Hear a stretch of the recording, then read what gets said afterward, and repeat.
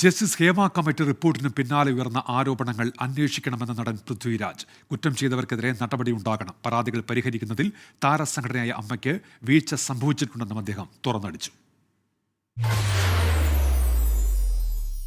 താങ്കളുടെ കൂടെ അഭിനയിച്ച ഒരു സ്ത്രീ ഇന്ന്, അവരുടെ പേര് ഞാൻ പറയുന്നില്ല, അവരിന്ന് വർഷങ്ങൾക്ക് മുമ്പ് താൻ അയച്ച ഇമെയിൽ അതിലൊരു നടപടി ഉണ്ടായിട്ടില്ല എന്നു. ഇതൊക്കെ വളരെ പരിതാപകരമല്ല. സംഘടന ഈ വിഷയത്തിൽ ഇടപെടുന്നില്ല എന്നല്ലേ കാണിക്കുന്നത്? തീർച്ചയായിട്ടും അതെ, വീഴ്ച സംഭവിച്ചിട്ടുണ്ട് എന്നുള്ളതിൽ യാതൊരു സംശയവുമില്ല.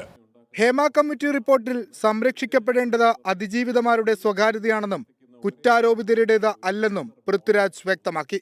ആരോപണങ്ങളിൽ കൃത്യമായ അന്വേഷണം നടക്കണം. ആരോപണങ്ങൾ ഉണ്ടെങ്കിൽ പഴുതടച്ചുള്ള അന്വേഷണങ്ങൾ ഉണ്ടാകണം.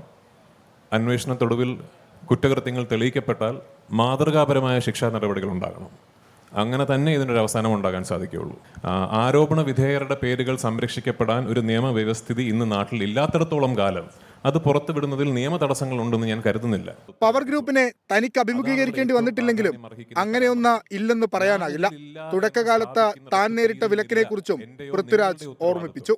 അവരാൽ ബാധിക്കപ്പെട്ടവർ ഇന്ന് മലയാള സിനിമയിൽ ഉണ്ടെങ്കിൽ അവരുടെ ഗ്രീവൻസസ് കേൾക്കണം. അത്തരമൊരു ബോഡി പ്രവർത്തിക്കുന്നുണ്ടെങ്കിൽ അതില്ലാതാകണം. പക്ഷേ എനിക്ക് അത് ഉണ്ട് എന്ന് പറയണമെങ്കിൽ ഡയറക്റ്റ്ലി ഞാനത് എക്സ്പീരിയൻസ് ചെയ്തിട്ടുണ്ടാകണം. ഞാൻ എക്സ്പീരിയൻസ് ചെയ്തിട്ടില്ല എന്നതുകൊണ്ട് അങ്ങനൊരു ഗ്രൂപ്പ് ഇല്ല എന്നും എനിക്ക് പറയാൻ കഴിയില്ല. അതെ, പാർവതിക്ക് മുമ്പ് നിങ്ങൾക്ക് മുമ്പിലുള്ള ഉദാഹരണം ഞാനല്ലേ. ഒരിക്കലൊരു നിലപാടെടുത്തതിൻ്റെ പേരിൽ ഇതെന്താണെന്നറിയോ, നമ്മൾ ഈ നിരോധനം എന്ന് ഇതിനെ വിളിക്കുന്നത് തെറ്റാണ്. ബഹിഷ്കരണം എന്ന് പറയുന്ന ഓരോരുത്തരുടെയും പേഴ്സണൽ റൈറ്റ് ആണ്.